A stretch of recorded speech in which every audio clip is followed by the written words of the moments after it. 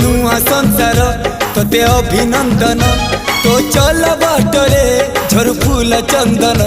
तो चल बाटरे झर फूल चंदन समयर चक्का भौरी घुरे घुरे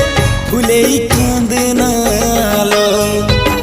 चढ़ीबु तू फूल सवारी धीरे धीरे फुले कांदनालो बाहादर सुख परा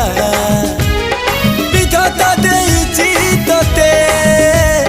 विरह वेदना सबु सहिबाकु हवा मते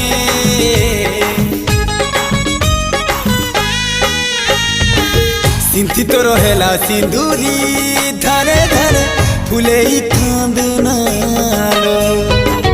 चढ़ीबु तू फूल सवारी धीरे धीरे फुले कांदना।